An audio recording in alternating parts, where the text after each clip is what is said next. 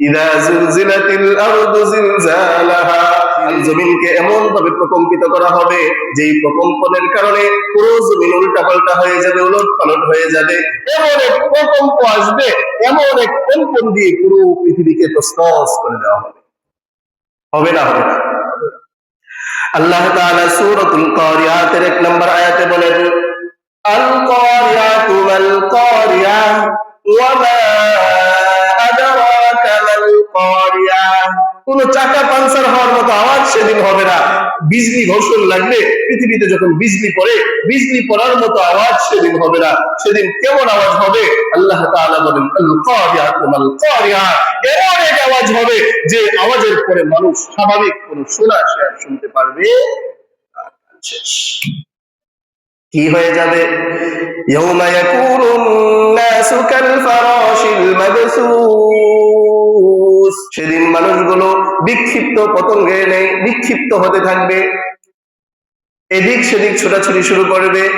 ওয়া তাকুনুল জিবালু কালআহনিল মানফুশ, শুধু মানুষগুলো নয়, উপর দিকে তাকিয়ে থাকা যে পাহাড়গুলো তুমি দেখতে পাচ্ছ, পাহাড়গুলো ধুলিত তুলালে পাহাড়গুলো উঠতে শুরু করে দিবে, ভেঙে খান খান হয়ে যাবে, ভেঙে চুরমার হয়ে যাবে পাহাড়গুলো। শুধু ভাঙবেই যে এমন না, ভেঙে শুধু ধুলিত তুলালে উঠতে থাকবে এমন না। আল্লাহ তাআলা সূরাতুল মুজাম্মিল আয়াতে বলেন, ইয়াউমা তারজুফুল আরদু ওয়া কানাতিল জিবালু কাসীবান মাহিলা, সেদিন তুমি জমিনকে তাকিয়ে দেখবা, জমিনের মধ্যে যে পাহাড়গুলো আছে এই পাহাড়গুলো ধুলা বালির মতো হয়ে যাবে।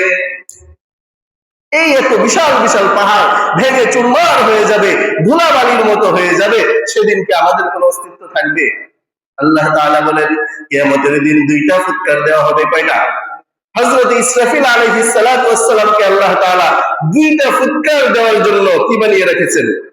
দাঁড় করিয়ে রেখেছেন, অপেক্ষমান রেখেছেন। হযরত ইসরাফিল আলাইহিস সালাতু ওয়াস সালাম কানটাকে পেতে দাঁড়িয়ে আছেন। যেদিনই আল্লাহ বলবেন যে হে ইসরাফিল, আজ তুমি সিংহায় ফুৎকার দাও, সেদিনই হযরত ইসরাফিল আলাইহিস সালাতু ওয়াস সালাম কি দিবেন? সিংহায় ফুৎকার দিয়ে দিবেন। আল্লাহ তাআলা সূরাতুজ জুমারের 68 নম্বর আয়াতে বলেন, وَنُفِخَ فِي الصُّورِ فَصَعِقَ مَن فِي السَّمَاوَاتِ وَمَن فِي الْأَرْضِ إِلَّا مَن شَاءَ اللَّهُ।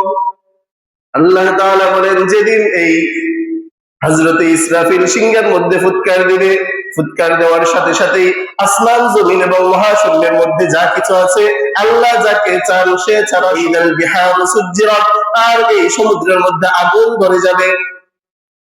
মানুষগুলো মাতালের মতো দিক বেদিক ছুটতে শুরু করবে। আল্লাহ তাআলা বলেন, ওয়া তারান নাসা সুকারা ওয়া মা হুম বিসুকারা ওয়ালাকিন্না আযাবাল্লাহি শাদীদ, তোমরা দেখবা মানুষগুলো মাতালের মতো হয়ে গিয়েছে, অথচ তারা মাতাল নয়। অথচ তারা কি নয়? মাতাল নয়, মাতালের মতো হয়ে যাবে। সেদিন পাহাড়গুলো চূর্ণ বিচূর্ণ হয়ে যাবে, সেদিন আসমানটা বিদীর্ণ হয়ে যাবে, জমিন চৌচির হয়ে যাবে, আসমানকে আল্লাহ তাআলা দলিল পত্রের মতো ভাঁজ করে রেখে দিবেন। আল্লাহ তাআলা বলেন সূরাতুল আম্বিয়ার 104 নম্বর আয়াতে আল্লাহ তাআলা বলেন, ইয়াউমা নাতবিস সামাআ কাতাইস সিজিল্লি লিল কুতুব, ওই মানুষ দলিল পত্রকে যেভাবে ঘরের মধ্যে ভাঁজ করে রেখে দেয়, আমি আসমানকে ঠিক এভাবে ভাঁজ করে রেখে দিব। সেদিন আসমান যদি ভাঁজ হয়ে যায়, আমরা বেঁচে থাকবো? জমিন ফেটে যাবে, চৌচির হয়ে যাবে, ধ্বংস হয়ে যাবে, আসমান বিদীর্ণ হয়ে যাবে, চাঁদ সূর্য আলো দেওয়া বন্ধ করে দিবে, তারা অন্ধকার হয়ে যাবে, সবকিছু যখন তছনছ হয়ে যাবে, আল্লাহ তাআলা সেদিন দ্বিতীয় ফুৎকার দেওয়ার জন্য বলবেন, সবকিছু ধ্বংস হয়ে যাবে। আল্লাহ তাআলা এটাকে সূরাতুর রহমানে আল্লাহ তাআলা বলে দিয়েছেন। রব্বুল আলামিন বলেন, কুল্লু মান আলাইহা ফান ওয়া ইয়াবকা ওয়াজহু রাব্বিকা যুল জালালি ওয়াল ইকরাম, পৃথিবীতে যা কিছু আছে সব ধ্বংস হয়ে যাবে, একমাত্র আল্লাহ তাআলা বাকি থাকবেন, সব ধ্বংস হয়ে যাবে। যখন সব ধ্বংস হয়ে যাবে, ধ্বংস হয়ে যাওয়ার পরে হযরতে ইসরাফিল আলাইহিস সালাতু ওয়াস সালামকে আল্লাহ তাআলা নির্দেশ দিবেন, ওগো ইসরাফিল, তুমি তোমার দ্বিতীয় ফুৎকার দিয়ে তোমার দায়িত্বকে তুমি কমপ্লিট করে ফেলো। তোমাকে বানানোই হয়েছে দুইটা ফুৎকার দেওয়ার জন্য, একটা তো দিয়ে ফেলেছো, আরেকটা ফুৎকার দিয়ে তুমি তোমার দায়িত্বকে কমপ্লিট করে ফেলো। আল্লাহ তাআলা সেদিন জমিনকে জিজ্ঞেস করবেন, ওগো জমিন, তুমি তো অনেক অহংকার করতা, তোমার বুকের মধ্যে অনেক পাহাড় ছিল, তোমার বুকের মধ্যে অনেক সাগর উপসাগর ছিল, তোমার বুকের মধ্যে অনেক নদী উপনদী ছিল। ইয়া দুনিয়া আইনা জিবালুক, হে দুনিয়া তোমার পাহাড় গুলো কোথায় গেল? ওয়া আইনা আনহারুক, তোমার যেই নদীগুলো ছিল নদীগুলো কোথায় গেল? তোমার যেই সমুদ্রগুলো, তোমার সাগর উপসাগর গুলো কোথায় গেল? তোমার মধ্যে দম্ভ করে চলা সেই স্বৈরাচার বাদশা গুলো কোথায় গেল? কেউ কাউকে খুঁজে পাবে সেদিন? পাবে না। জমিন কোনো উত্তর দিতে পারবে না, কেউ কোনো উত্তর দিতে পারবে না সেদিন। যিনি একমাত্র উত্তর দিবেন তিনি কে? আল্লাহ। তিনি কি বলবেন? কেউ যখন কোনো উত্তর দিবে না, আল্লাহ নিজেই উত্তর দিবেন, লিল্লাহিল ওয়াহিদিল কাহ্হার, যা কিছু আছে সব মহাপরাক্রমশালী আল্লাহর জন্য। আজকে আর পৃথিবীর জন্য ওইটা আমার, সেটা আমার, এটা আমার জিনিস, এই কথা বলার মতো কোনো মানুষ থাকবে? সেদিন সবকিছু কার হয়ে যাবে? আল্লাহ তাআলার হয়ে যাবে। সেদিন হযরতে ইসরাফিল আলাইহিস সালাতু ওয়াস সালামকে আল্লাহ তাআলা নির্দেশ দিবেন দ্বিতীয়বার, সুম্মা নুফিখা ফীহি উখরা ফাইযা হুম কিয়ামুন ইয়ানজুরুন।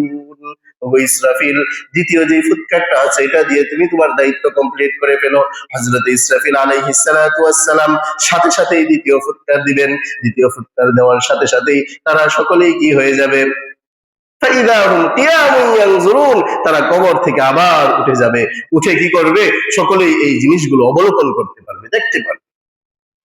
আল্লাহ তাআলা বলে দিয়েছেন, আফালা ইয়ালামু ইযা বুসিরা মা ফিল কুবুর, তারা কি সেদিন সম্পর্কে জানে না যেই দিন কবরগুলো খুলে দেওয়া হবে, খুলে দিয়ে হাসরের মাঠে সবগুলোকে নিয়ে একসাথে জমা করা হবে, সেই দিন সম্পর্কে কি এরা জানে না? তাহলে কিয়ামতের দিন হবে না হবে না? কতটুকু সময় নিয়ে হবে?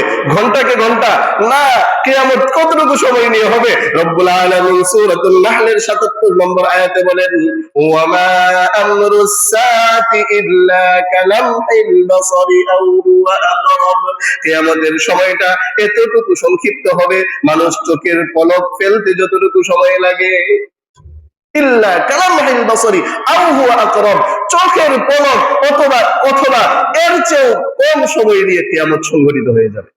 কেউ বুঝতেই পারবে না যে কিয়ামত হয়ে যাবে। কিয়ামত কতক্ষণ পর্যন্ত হবে না? বুখারী শরীফের একটা হাদিস আছে, বুখারী শরীফের 4635 নম্বর হাদিসের বর্ণনাকারী হলেন হযরতে আবু হুরায়রা রাদিয়াল্লাহু তাআলা আনহু। হযরত আবু হুরায়রা রাদিয়াল্লাহু তাআলা আনহু বলেন, قال رسول الله صلى الله عليه وسلم لا تقوم الساعة حتى تطلع الشمس من مغربها, কিয়ামত ততদিন পর্যন্ত সংঘটিত হবে না যতদিন পর্যন্ত এই সূর্যটা পশ্চিম দিগন্ত থেকে না উঠবে। এখন কোন দিক থেকে উঠে সূর্য? পূর্ব দিক থেকে।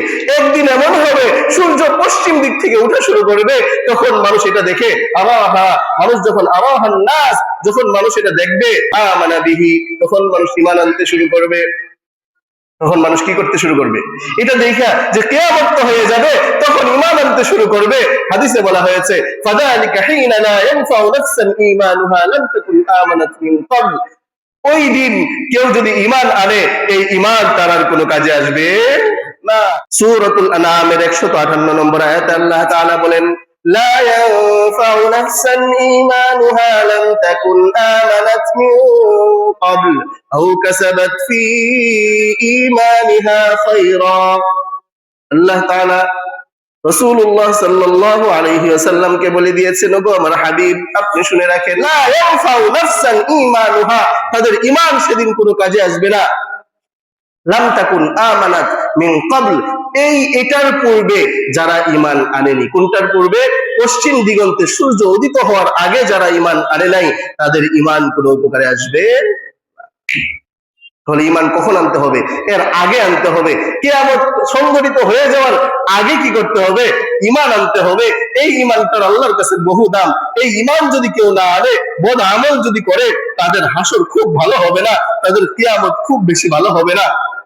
আল্লাহ তাআলা বলে দিয়েছেন, আবসারুহা খাশিয়া, সেদিন তাদের চোখগুলো, সেদিন তাদের মাথাগুলো নিচে থাকবে, তাদের চোখগুলোকে অবনত করে দিবেন কে? আল্লাহ তাআলা।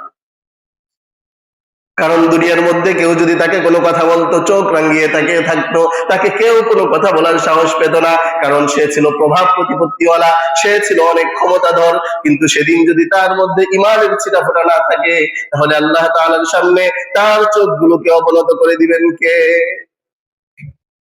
সেদিন কেমন হবে?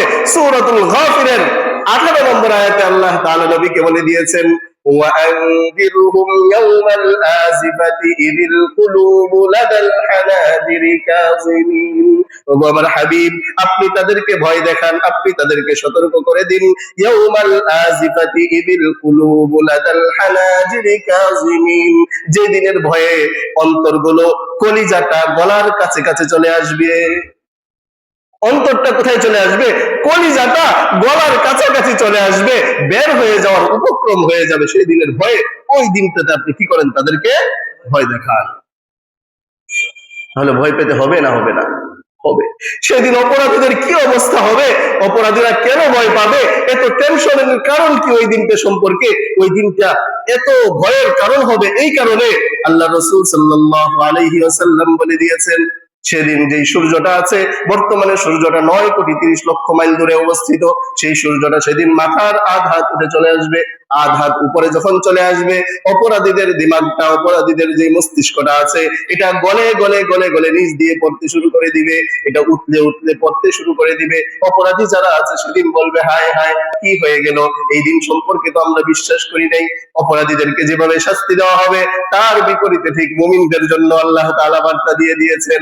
মুমিনদেরকে বলেছেন, আজ তোমাদের কোনো ভয়ের কারণ নাই, তোমরা ঈমান এনেছিলে, তোমরা সময় মতো নামাজ পড়েছিলে, তোমরা আমাকে বিশ্বাস করেছিলে, যে ভালো কাজগুলো আমার হাবিব তোমাদেরকে বলে দিয়েছিল, তোমরা সবগুলো সম্পর্কে আমল করেছিলে, সবগুলো তোমরা আমল করেছিলে, কোনোটাই তোমরা ছাড়ো নাই, আমার কোনো কথা অমান্য তোমরা করো নাই। সুতরাং আল্লাহ তাআলা তাদের ব্যাপারে সূরাতুল আম্বিয়ার 103 নম্বর আয়াতে বলেন, لا يحزنهم الفزع الأكبر وتتلقاهم الملائكة هذا يومكم الذي كنتم توعدون। আল্লাহ তাআলা বলছেন, সেদিন কোনো অপরাধী, সেদিন যারা ঈমানদার থাকবে তাদের কোনো টেনশনের কোনো কারণ নাই, চিন্তার কোনো কারণ নাই, কারণ ফেরেশতারা সেদিন তাদের সাথে গিয়ে, সেদিন তাদের সাথে ফেরেশতারা গিয়ে সাক্ষাৎ করবে আর বলবে, তোমাদের টেনশনের কোনো কারণ নাই। হাদা ইয়াউমুকুমুল্লাযী কুনতুম তুআদুন, আজকে হচ্ছে এমন একটা দিন, দুনিয়াতে যখন তোমরা ছিলা এই দিন সম্পর্কে তোমাদেরকে প্রতিশ্রুতি দেওয়া হয়েছিল, তোমাদের সাথে ওয়াদা করা হয়েছিল, এই কাজগুলো করো, কিয়ামতের ময়দানে তুমি শান্তি পাবা। তোমার সাথে ওয়াদা করা হয়েছিল, এই কাজগুলো করো না, তাহলে কিয়ামতের দিন শান্তি পাইবা। যারা কথা শুনে নাই, মানে নাই, আজ তাদের বেহাল দশা। আর যারা মেনেছে, তাদের আর কোনো চিন্তা নাই। অন্যত্র আল্লাহ তাআলা বলেছেন, আল্লা তাখাফু ওয়ালা তাহজানু ওয়া আবশিরু বিল জান্নাতিল্লাতী কুনতুম তুআদুন। আল্লা তাখাফু, তোমরা ভয় পেও না, ওয়ালা তাহজানু, চিন্তিত হইও না, ওয়া আবশিরু বিল জান্নাতিল্লাতী কুনতুম তুআদুন, ওই জান্নাতের সুসংবাদ গ্রহণ করো, যেই জান্নাতের ব্যাপারে দুনিয়ায় থাকতে তোমাদের সাথে ওয়াদা করা হয়েছিল, তোমাদেরকে প্রতিশ্রুতি দেওয়া হয়েছিল। তাহলে আল্লাহ তাআলা যে প্রতিশ্রুতিগুলো দিয়েছেন, এগুলো কাজে আসবে না আসবে না? সেদিন রাসূল সাল্লাল্লাহু আলাইহি ওয়াসাল্লামের জামানার একটা ঘটনা আছে। ঘটনাটা সূরাত ইয়াসিনের, ইয়াসিন সূরা আপনারা সবাই জানেন না? ইয়াসিন সূরার 78 নম্বর আয়াতের তাফসীর সেই জিনিসটা, সেই ঘটনাটা উল্লেখ করেছে। 78 নম্বর আয়াতটা কি? উবাই ইবনে খালফ নামে একজন ছিল, আপনারা তো জানেন, মক্কায় উবাই ইবনে খালফ নামে একজন ছিল। সে পাহাড়ের উপরে গিয়েছে। পাহাড়ের উপরে যাওয়ার পর সে একটা হাড় পেল। কি পেল? বেশিরভাগ বর্ণনায় উবাই ইবনে খালফের কথাই এসেছে। সে একটা হাড় পেল পাহাড়ের চূড়ায়। হাড়টা নিয়ে সে চিন্তা করলো, এই হাড়টা যার ছিল, তাকেও কি একদিন সৃষ্টি করা হবে? তাকেও কি একদিন এভাবে দুনিয়াতে উঠানো হবে? সে হাড়টাকে এভাবে মোচড় দিল। হাড়টাকে মোচড় দেওয়ার সাথে সাথে হাড়টা গোড়া হয়ে গেল।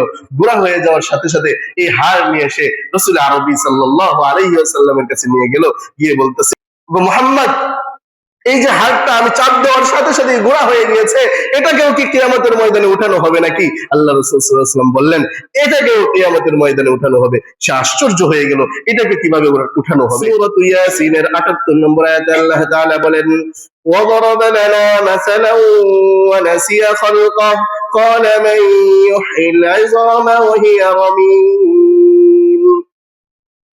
আমার সামনে তারা উপমা পেশ করে উদাহরণ দেখায় এবং নিজের সৃষ্টির কথা তারা ভুলে যায়, কিভাবে সৃষ্টি করেছে। আল্লাহ বলেন, সে বলে মান ইউহিল ইযামা ওয়া হিয়া রামীম, এই যে হাড্ডিটা আছে, এই হাড্ডিটা তো গুঁড়া গুঁড়া হয়ে গিয়েছে, এই গুঁড়া গুঁড়া হাড্ডিটাকে আল্লাহ তাআলা কিভাবে সৃষ্টি করবেন? আল্লাহ তাআলা ৭৯ নম্বর আয়াতে জবাব দিয়ে দেন, হে নবী আপনি তাদেরকে বলে দেন, কুল ইউহিহাল্লাযী আনশাআহা আউওয়ালা মাররা ওয়া হুয়া বিকুল্লি খালকিন আলীম।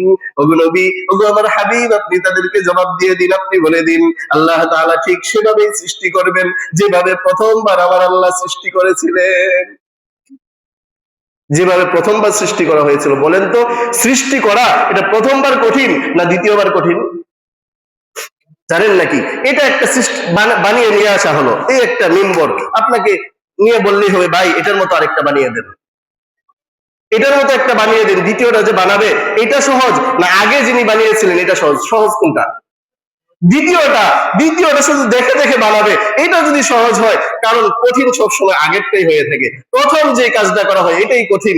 আল্লাহ তাআলা প্রথম যেহেতু বানিয়ে দিতে পেরেছেন, কোন প্রকার উপমা ছাড়াই আল্লাহ তাআলা বানিয়ে দিতে পেরেছেন, কারো কোনো সামনে দেখাতে হয় নাই যে এটার মতো বানিয়ে দেন, এটার মতো বানিয়ে দেন। আল্লাহ তাআলা যেহেতু সৃষ্টি করতে পেরেছেন, সুতরাং ওই আল্লাহ দ্বিতীয়বার সৃষ্টি করতে পারবেন না? পারবেন না। হযরত ইব্রাহিম আলাইহিস সালাতু ওয়াস সালামের সামনে যখন কিয়ামতের কথা বললেন, হযরত ইব্রাহিম আলাইহিস সালাতু ওয়াস সালাম আল্লাহ তাআলার কাছে জানতে চাইলেন।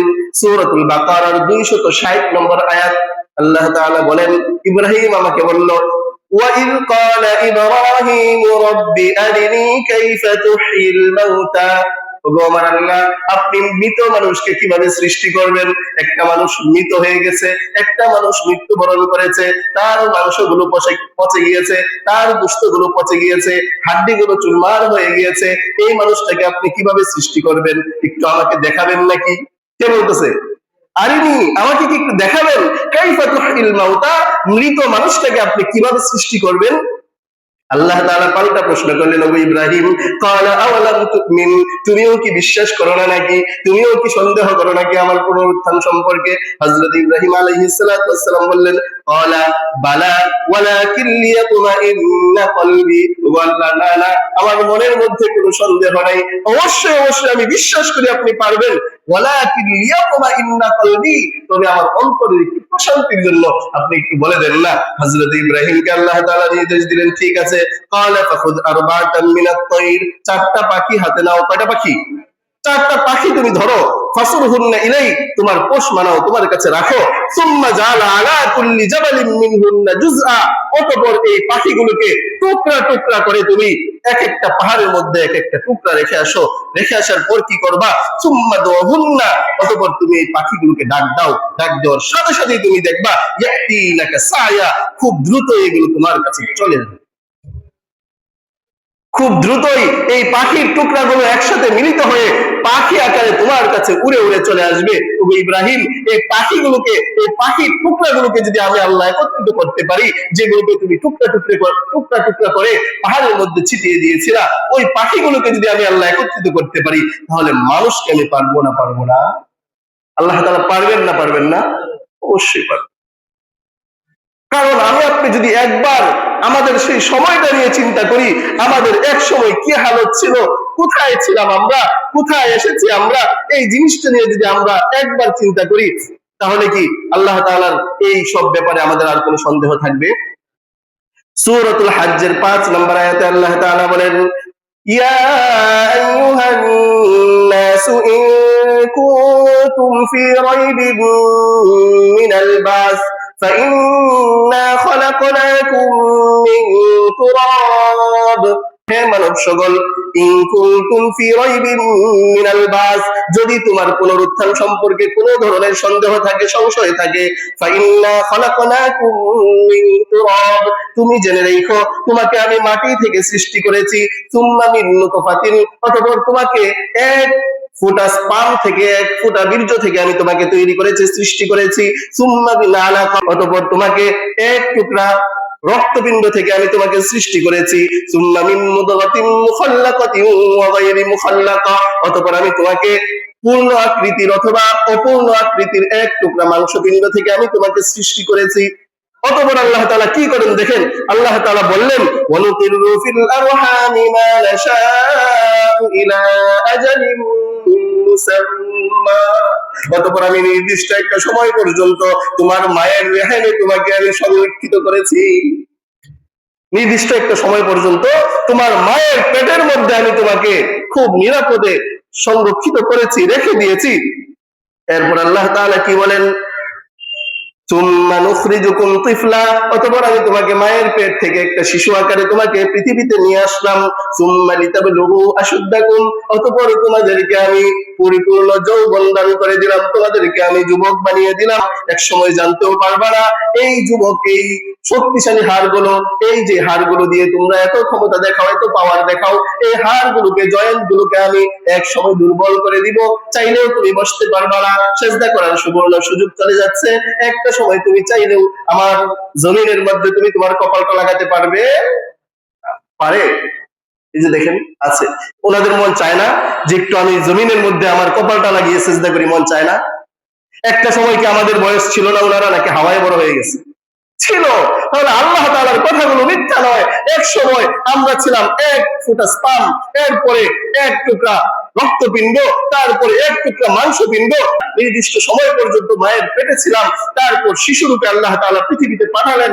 যেই শিশুটা জমিনের মধ্যে আসার পর কাউকে চিনে নাই, কোনো কিছু, কোনো আইডেন্টিটি তার ছিল না, কোনো পরিচয় তার ছিল না, মা খাইয়ে না দিলে খেতে পারতো না, মা মুখের মধ্যে খাবার তুলে না দিলে যে শিশুটা খেতে পারতো না, অহংকার বলতো তখন কিছু ছিল না, সামান্য একটা গরুর বাচ্চা হলে পেট থেকে পড়ার সাথে সাথে পোল্টি মেরে সে দৌড়ে চলে যায়, তার এত শক্তি থাকে। আমি মানুষ এত অহংকারী, আমার মধ্যে এত দম্ভ, কিন্তু আমি যেদিন দুনিয়াতে এসেছি ওয়া ওয়া করে করে কাঁদতে শুরু করে দিয়েছিলাম, সেদিন আমি নড়াচড়া করতে পারি নাই, শুধু কান্না করতে পেরেছি। 2 বছর পর্যন্ত আমার মায়ের দুধ পান করিয়ে আমাকে বাঁচিয়ে রেখেছেন। যে আল্লাহ তাআলা মায়ের পেটে আমাকে আল্লাহ তাআলা বাঁচিয়ে রেখেছেন কিভাবে? আমার মায়ের মাসিক যেই অসুস্থতাটা আছে সেটাকে বন্ধ করে দিয়েছেন, বন্ধ করে দিয়ে মায়ের এই অসুস্থতার সাথে আমার নাভির সাথে একটু সংযোগ করে দিয়েছেন। আল্লাহ তাআলা মায়ের এই নাপাক রক্তটা খাইয়ে আমাকে বাঁচিয়ে রেখেছেন। কিন্তু আল্লাহ কতটুকু সতর্ক ছিলেন দেখেন, আল্লাহ তাআলা মুখ দিয়ে সেই নদীটাকে ভরে দেন নাই, আল্লাহ তাআলা সেই পাইপটাকে মুখ দিয়ে দেন নাই, নাভি দিয়ে দিয়েছেন। ওরে বান্দা, দুনিয়াতে গিয়ে এই মুখ দিয়ে তুই আমার প্রশংসা করবি, দুনিয়াতে গিয়ে মুখ দিয়ে তুই আমার কালাম পাঠ করবি, আমার কোরআন তেলাওয়াত করবি, এই মুখের মধ্যে আমি নাপাক রক্ত লাগাবো না? আল্লাহ তাআলা চাইলে নাভির মধ্যে না লাগিয়ে মুখে দিতে পারতেন না? পারতেন, কিন্তু দেন নাই। নাভির সাথে সংযোগ করে দিয়েছেন যেন মৃত্যুবরণ না করি, যেন মায়ের পেটের মধ্যে আমি সংরক্ষিত থাকি। সে আল্লাহ যেহেতু আমাকে দুনিয়াতে আনছেন শিশু বানিয়ে, সেই আল্লাহ আমাকে যৌবন দান করেছেন, যুবক করে তুলেছেন। সেই আল্লাহ তাআলা আমার কালো দাড়িগুলোকে সাদা বানিয়ে দিয়েছেন, কালো চুলগুলোকে সাদায় পরিণত করে দিয়েছেন। সেই আল্লাহ একদিন আমাকে মৃত্যু দিলেন, সেই আল্লাহ দ্বিতীয়বার আমাকে পুনরায় উত্থিত করতে পারেন না? পারেন না? আল্লাহ তাআলা সূরাতুদ দাহরের 1 নম্বর আয়াতে বলেন, হাল আতা আলাল ইনসানি হিনুম মিনাদ দাহরি লাম ইয়াকুন শাইআন মাযকুরা। আজকে তুমি পরিচয় দাও যে আমি আব্দুর রহিমের ছেলে, আজ তুমি পরিচয় দাও যে আমি আব্দুর রহমানের ছেলে। একদিন তোমার পরিচয় দেওয়ার মতো কোনো পরিচয় তোমার ছিল না। যে নামটা বলে তুমি মানুষের সাথে গর্ব করো, এই নামটাও তুমি রাখো নাই রে বান্দা। এই নামটাও তোমার বাবা রেখেছে, তোমার দাদা রেখেছে, তোমার মা রেখেছে। যেই শরীর নিয়ে তুমি দম্ভ দেখাও রে বান্দা, এই শরীরটাও তুমি গঠন করো নাই। ছোটবেলা তোমার মা খাইয়ে খাইয়ে, বাবার গান জোড়া এই টাকা দিয়ে খরচ করে করে তোমার পিছনে এটা খরচ করেছে, কামাই করে করে খরচ করেছে তোমার পিছনে, কোনো কিছুই তোমার না। যেই বাড়িটা দেখছো, যেই বাড়িটার মধ্যে এখন তুমি থাকছো, সেই বাড়িটাও তোমার না, তোমার বাবার করে দিয়ে যাওয়া। যে নামটা তুমি ব্যবহার করছো, এই নামটাও তোমার না। বাবার নাম ব্যবহার করছো, দাদার নাম ব্যবহার করছো, নিজের নাম ব্যবহার করছো, বাড়ির গর্ব দেখাচ্ছ, অর্থ সম্পদের পাওয়ার দেখাচ্ছ, কোনো কিছুই তোমার না। সবকিছুই কার? অন্য দিয়ে গিয়েছে, অন্য আরেকজনের দিয়ে যাওয়া। সবকিছুই যদি অন্যের হয়, নিজের কি রইলো? কিছুই ছিল না। আল্লাহ তাআলা বলেন, হাল আতা আলাল ইনসানি হিনুম মিনাদ দাহর, মানুষের উপর দিয়ে কি এমন একটা সময় অতিক্রান্ত হয় নাই, অতিবাহিত হয় নাই? লাম ইয়াকুন শাইআম মাযকুরা, সে কিছুই ছিল না, উল্লেখ করার মতো কিছুই ছিল না, নামটাও ছিল না। ছিল নাকি নাম? জন্মের আগে থেকে নাম ছিল? কিছুই ছিল না। আইডেন্টিটি বলতে কোনো কিছু ছিল না। তাহলে এই ছিল না জিনিসটাকে আল্লাহ তাআলা ছিল বানিয়েছেন, এটাকে আল্লাহ তাআলা নাই বানাবেন, আবার ছিল বানাতে পারেন না? পারেন না? আপনি চেয়ে দেখেন, আপনার এই জমিনটা যখন গ্রীষ্মকাল আসার পরে চেয়ে দেখবেন ফেটে জমিন চৌচির হয়ে গিয়েছে। এটার মধ্যে আপনাদের এলাকায় জ্বালা বলে না, জ্বালা, জ্বালা নিয়ে যদি এখানে রোপণ করে দেন, ধান হবে? ধান হবে? হবে না। এই ফাটা চৌচির জমিনটাকে বৃষ্টি দিয়ে আল্লাহ তাআলা আসমান থেকে বৃষ্টি বর্ষণ করে উর্বর করে দেন, অনুপযুক্ত চাষাবাদের অনুপযুক্ত জায়গাটাকে আল্লাহ তাআলা চাষাবাদের উপযুক্ত করে দেন, অনুর্বর জমিটাকে আল্লাহ তাআলা উর্বর করে দেন। এরপর জ্বালা লাগানোর পরে এই জ্বালাকে বড় করে দেন কে? এই জ্বালা থেকে যে শীষ আসে, ধান আসে, এই ধানগুলো কে দেন? পৃথিবীর কেউ দেয়? আল্লাহ তাআলা এই মরা ফাটা চৌচির জমিনটাকে যদি আল্লাহ তাআলা উর্বর বানাতে পারেন, তাহলে আমি আপনি মানুষ, আমাকে আপনাকে কি আল্লাহ আবার বানাতে পারেন না? অবশ্যই পারেন। তাহলে কিয়ামতের দিন আমাদের উঠতে হবে না? হবে না। 2 ঘন্টা আগের কথা আল্লাহ তাআলা বলেছেন, আমি শুরুতে আয়াত তেলাওয়াত করেছি, ইযা যুলজিলাতিল আরদু জিলজালাহা, আল্লাহ তাআলা বলেছেন এই জমিনটাকে প্রকম্পিত করে দেওয়া হবে, এই জমিনটা প্রকম্পিত হয়ে ধ্বংস হয়ে যাবে। এই যে ধ্বংস হয়ে যাবে, এই বিশ্বাস যাদের মধ্যে নাই, আমরা এই যে 2 ঘন্টা আগে দেখলাম সামান্য ভূমিকম্প 6 মাত্রার হয়েছে নাকি, এটা কি করে দিয়েছে? আমাদেরকে নড়িয়ে দিয়েছে না একেবারে? ভিতরে একটা ভয় সৃষ্টি করে দিয়েছে না? কারণ কিয়ামত হবে জুমাবারে, শুক্রবারে। এটা যখন আমাদের মনে হয়ে যায়, হতেও তো পারে, কারণ কিছুই তো দেখছি না যে বাকি আছে, সবকিছু সংগঠিত হয়ে যাচ্ছে, যা হওয়ার না তাও হয়ে যাচ্ছে। 2 বছরের শিশু নিরাপদ নয়, 60 বছরের বৃদ্ধাও নিরাপদ নয়। দেখেন কি হয়ে যাচ্ছে। এগুলো কি একসময় মানুষ কল্পনা করেছে? কল্পনা করে নাই। এখন যেহেতু এগুলো সংগঠিত হচ্ছে, কিয়ামত আর বেশি দেরি নেই, আমরা মনে মনে এটা অনুধাবন করতেই পারি। আজকে আমাদেরকে কাঁপিয়ে দিয়ে গিয়েছে, কিয়ামতের আগে একদিন ঠিক এমনি ভাবে আমাদেরকে কাঁপিয়ে দিয়ে পুরা মহাশূন্য আসমান জমিনকে সবকিছু কি করে দেওয়া হবে? উল্টা পাল্টা করিয়ে দেওয়া হবে। সবকিছু একটা আরেকটার মধ্যে ঢুকে যাবে, সমুদ্র শুকিয়ে যাবে, আসমান জমিন সব ভাঁজ করে ফেলা হবে, আসমান বিভিন্ন হয়ে যাবে, তারকা সমূহ খসে খসে পড়বে, পাহাড় সমূহ ধুলিত তুলানে উঠতে শুরু করে দিবে, মানুষ মাতালের মতো ঘোরাফেরা শুরু করে দিবে। কারণ একটা দিন এমন আসবে, আল্লাহ তাআলা সূরাতুল হজ্জের 1 নম্বর আয়াতে বলেন, ইয়া আইয়ুহান নাসু তাকু রাব্বাকুম, হে মানব সকল, তোমরা আল্লাহ তাআলাকে ভয় করো, তোমাদের রবকে ভয় করো। ইন্না জালজালাতাস সাআতি শাইউন আযীম, এমন একটা কম্পনের দিন আসবে, এমন একটা জালজালা আসবে, এমন একটা ভূমিকম্প আসবে। ভূমিকম্পটা কোন দিনের? কিয়ামতের দিনের ভূমিকম্প। শাইউন আযীম, এটা এমন একটা মহা বিষয়, এমন একটা বড় বিষয়। সেদিন কি হবে? ইয়াউমা তারাউনাহা তাযহালু কুল্লু মুরদিআতিন আম্মা আরদাআত ওয়া তাদাউ কুল্লু যাতি হামলিন হামলাহা ওয়া তারান নাসা সুকারা ওয়া মা হুম বিসুকারা ওয়ালাকিন্না আযাবাল্লাহি শাদীদ। সেদিন বলে দিচ্ছেন আল্লাহ তাআলা, ইয়াউমা তারাউনাহা তাযহালু কুল্লু মুরদিআতিন, তুমি দেখবা দুগ্ধপুষ্য শিশুকে দুধ খাওয়াচ্ছে মা, আম্মা আরদাআত, সেদিন এই মাও এই শিশুকে ভুলে যাবে, দুগ্ধপুষ্য শিশুকে, দুগ্ধ দানকারী মা সেই শিশুকে ভুলে যাবে। ওয়াতাদাউ কুল্লু যাতি হামলিন হামলাহা, গর্ভে ধারণ করেছে শিশুকে, গর্ভে ধারণ করেছে যে সন্তানকে, সেদিন এই কিয়ামতের ভয়াবহতার দিনে এই সন্তানকে সে ভূমিষ্ঠ করে ফেলবে। এই কিয়ামতের দিনের ভয়ে ভূমিষ্ঠ হওয়ার সময় হয় নাই, কিন্তু এই ভয়ের কারণে সে সন্তানকে ভূমিষ্ঠ করে দিবে। তুমি মানুষদেরকে দেখবা মাতালের মতো ঘোরাফেরা করছে, মাতলামো করছে, আসলেই কিন্তু তারা কি নয়? মাতাল নয়, মাতালের মতো দিক বিদিক ছোটাছুটি করছে, দেখতে পাবা। ওয়ালাকিন্না আযাবাল্লাহি শাদীদ, এটা হচ্ছে আমার আল্লাহর কঠিন আযাব। যেদিন এই আযাব যাদেরকে গ্রাস করে ফেলবে, সেদিন বাঁচার আর কোনো উপায় আছে? উপায় নাই। তবে আল্লাহ তাআলা কারো কারো জন্য সেদিন সহজ করে দিবেন। কাদের জন্য? ইনশাআল্লাহ আগামী সপ্তাহে যদি আল্লাহ তাআলা তৌফিক দান করেন তাহলে বলবো। আল্লাহ তাআলা বাঁচিয়ে রাখুন আমাদের সবাইকে সর্বপ্রকার দুর্যোগ থেকে, সর্বপ্রকার এই প্রাকৃতিক দুর্যোগ থেকে আল্লাহ আমাদেরকে হেফাজত করুন, অ্যাক্সিডেন্ট থেকে আল্লাহ আমাদেরকে হেফাজত করুন, ভূমিকম্প থেকে আল্লাহ তাআলা আমাদেরকে হেফাজত করুন, জলোচ্ছ্বাস থেকে, কারেন্টের পুরা থেকে, যত রকমের আযাব আল্লাহ তাআলার পক্ষ থেকে আসতে পারে সব ধরনের আযাব থেকে আল্লাহ তাআলা আমাদেরকে হেফাজত করুন। আমরা তো সারা জীবনটাই তো আজরাইল আলাইহিস সালাতু ওয়াস সালাম থেকে দৌড়ে দৌড়ে পালানোর সময় এই ছোটবেলা বেঁচে গিয়েছি, 10 বছর বয়সে অ্যাক্সিডেন্ট থেকে বেঁচে গিয়েছি, 20 বছর বয়সে আগুনে পোড়া থেকে বেঁচে গিয়েছি, 30 বছর বয়সে এই হয়েছে গাড়ি অ্যাক্সিডেন্ট থেকে বেঁচে গিয়েছি। বাঁচতে বাঁচতে 80 বছর, 90 বছর, 100 বছর, 120 বছর বাঁচার উপায় আছে? আর শেষ। যতদিনই বাঁচতে পারি, বাঁচার পরে শেষ একটা সময় আছে, সেদিন আর বাঁচার কোনো সম্ভাবনা নাই। এই জন্য কিভাবে নিজেকে ঠিক করা যায়, অন্যকে ঠিক করার আগে কাকে ঠিক করতে হবে? আল্লাহ তাআলা বলেছেন কু আনফুসাকুম, এই জাহান্নামের আগুন থেকে বান্দা আগে মুমিন তোমরা নিজেদেরকে বাঁচাও। এই জন্য আমাদের আগে বাঁচতে হবে। আমরা যারা এখনো অসৎ কাজের মধ্যে আছি, সমাজ তখনই সুন্দর হবে যখন প্রতিটা যুবক, প্রতিটা মানুষ চিন্তা করবে আমার দ্বারা আর কাজ, পাপ কাজ সংগঠিত হবে না, আমি আর অপরাধমূলক কোনো কাজ নিজে করবো না, আরেকজনের করতে দিব না, আরেকজনকেও করতে দিব না, আমি যতটুকু পারি আমার সামর্থ্য অনুযায়ী বাধা দিব। এরকম মন মানসিকতা নিয়ে যখন প্রতিটা মানুষ সচেতন হয়ে যাবে তখন সমাজের মধ্যে আর পাপাচার অনাচার থাকবে না।